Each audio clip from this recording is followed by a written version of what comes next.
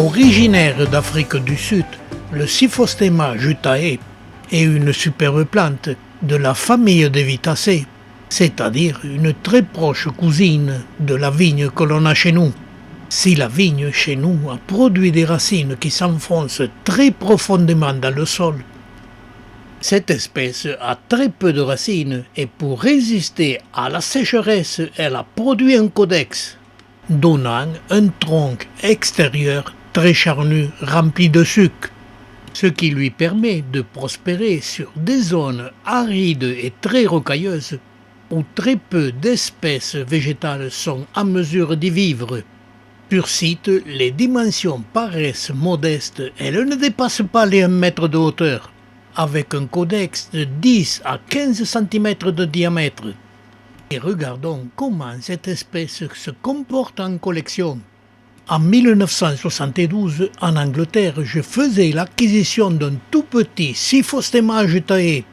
50 années ont passé et voici actuellement mon pied de Cyphostéma jutae. Il a près d'1 mètre de hauteur et à sa base 18 cm de diamètre.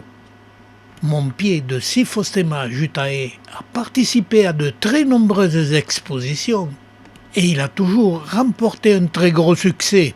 Cela permet d'expliquer ce que c'est qu'une plante succulente, car c'est un très proche cousin de la vigne que tout le monde connaît, et cela a toujours fait l'étonnement du public. Malheureusement, pour cette espèce, il y a quelques problèmes de culture qu'il faut connaître si on veut la conserver. En premier, c'est normal, chaque année quand elle se développe, elle fait comme les serpents, elle perd son enveloppe extérieure. Et voici une opération annuelle très importante à faire si l'on ne veut pas perdre cette plante. À mes débuts de culture avec cette espèce, j'ai failli la perdre. Et cette vilaine plaie qui est actuellement cicatrisée nous le montre. Et pour éviter cette pourriture, il faut en connaître la cause. Dans presque toutes les régions de France, les automnes et les hivers sont souvent très humides. Et pour éviter cette pourriture qui se produit en hiver, le mois de septembre, il faut arrêter tout arrosage de cette espèce. Il a laissé jusqu'au mois de mai dans une sécheresse absolue. Et malgré cela, chez moi, ça n'a pas été suffisant. Et voici l'opération qu'il faut faire obligatoirement. Il faut sectionner les feuilles au mois d'octobre. Car dans son pays, en Afrique du Sud, cette espèce perd les feuilles pendant l'été. Et chez nous, elle doit les perdre pendant l'hiver. Et pour cela, il faut sectionner l'ensemble des feuilles pour accélérer le mouvement de sécheresse. Et vous verrez la plante pendant l'hiver qui continue à faire sécher et 1 à 2 cm que l'on a laissé de la tige nouvelle de l'année. Et c'est 1 à 2 cm que l'on a laissé au mois d'octobre qui ont bien séché. Pendant l'hiver chez nous, sont peu importants pour entraîner une pourriture. Quand je ne connaissais pas ce problème, qui est un simple détail, mais il est très important. À part cela, la plante ne pose aucun autre problème de culture. À ce sommet disgracieux, au mois de mai, vous serez émerveillé de voir apparaître des bourgeons au sommet des tiges et par la suite l'éclosion des feuilles. Et elles sont magnifiques avec leur couleur rouge écarlate. Petit à petit, elles perdront cette couleur rouge pour devenir vertes.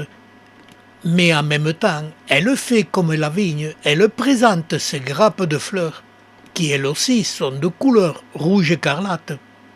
Et je me rappelle à mes débuts, il n'y avait aucune documentation en France sur cette espèce, et j'étais surpris de découvrir une floraison insignifiante, mais avec des fleurs mâles et femelles sur la même grappe, et dont les fleurs mâles, avec les 4 pétales, se recroquevillaient immédiatement après l'éclosion des fleurs pour laisser apparaître quelques étamines.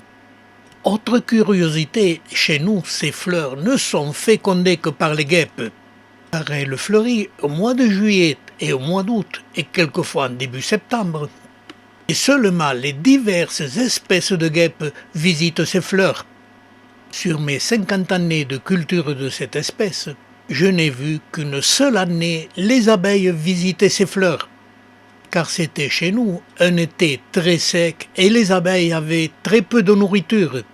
Pourtant, cette plante fournit pas mal de nectar, mais il doit avoir un très mauvais goût pour les abeilles, car il est obligatoire pour que cette espèce donne des fruits que les fleurs soient fécondées par des insectes.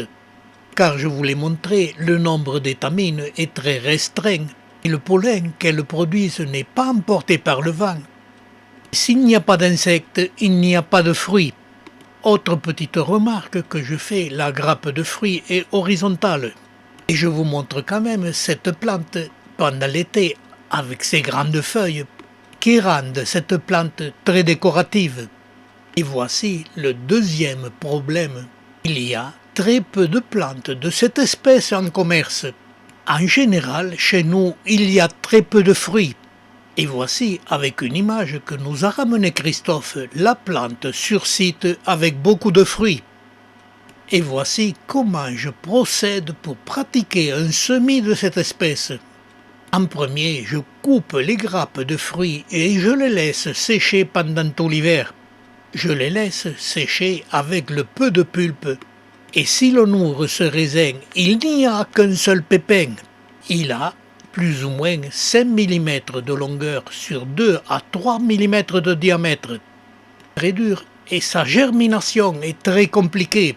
Si on le mouille trop, il pourrit. Si on ne le mouille pas assez, il ne germe jamais. Pour réussir à le faire naître, il faut semer cette graine dans un pot de 20 à 30 cm de diamètre. Maintenir le pot en plein soleil tout le temps, humide et presque jamais gorgé d'eau. La graine doit être semée au milieu de pot à 10 cm de profondeur. Et c'est la seule méthode très ordinaire avec laquelle j'ai réussi mes semis.